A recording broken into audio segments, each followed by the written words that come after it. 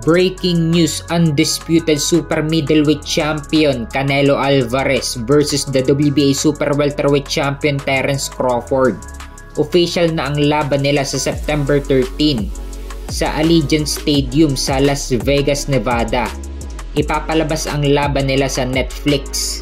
Pahayag ni Turki Al-Sheikh kaya ipapalabas ang laban nila Canelo at Crawford sa Netflix dahil kinonvince daw siya ni Nick Khan, president ng WWE at parte ng TKO group nila Turki Al-Sheikh at Dana White.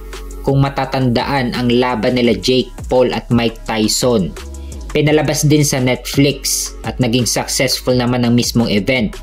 At ang naging gate revenue ng mismong event nila Jake Paul at Mike Tyson umabot ng $118.1 million. Napakalaki. May tuturing talaga na best platform ang Netflix pagdating sa mga boxing events. So ang tanong na lang dito, mahihigitan ba ng Canelo at Crawford event ang naging event nila Jake Paul at Mike Tyson? Yan ang isa sa aabangan natin sa September 13 sa Allegiant Stadium sa Las Vegas, Nevada.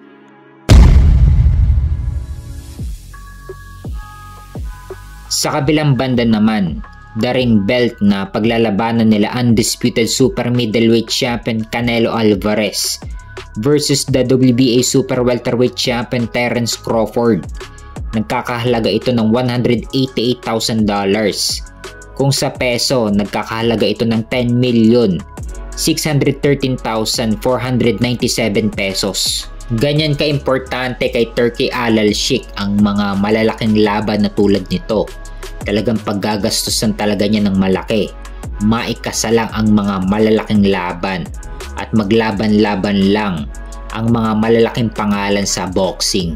Ang gusto ni Turki Al-Sheikh ikasa at maglaban-laban yung mga malalaking pangalan sa boxing na gustong makita ng mga boxing fans. Kaya sila Eddie Hearn ng Matchroom Boxing Promotion, Frank Warren ng Queensberry Promotion, Oscar De La Hoya ng Golden Boy Promotion at si Bob Arum ng Top Rank Promotion, pinag-isa lahat yan ni Turki Al-Sheikh under ng Riyadh season para lang mangyari ang mga malalaking pangalan at maglaban-laban lang ang mga malalaking pangalan sa boxing. Kaya naikasa ang Usyk versus Fury, Beterbiev versus Bivol, at ngayon naman ang Canelo versus Crawford.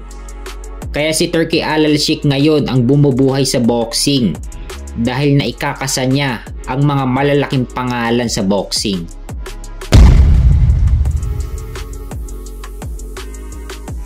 Sa kabilang banda naman, UFC heavyweight champion Jon Jones nagretiro na sa UFC. In-announce na mismo ni Dana White. Kaya na-elevate na si Tom Aspinall bilang bagong undisputed UFC heavyweight champion. Sayang lang at hindi natin nakitang naglaban sina Jon Jones at Tom Aspinall. Huling laban ni Jon Jones, tinalo niya si Stipe Miocic via knockout sa round 3. Nagtala si Jon Jones ng record na 28 wins at may isang talo.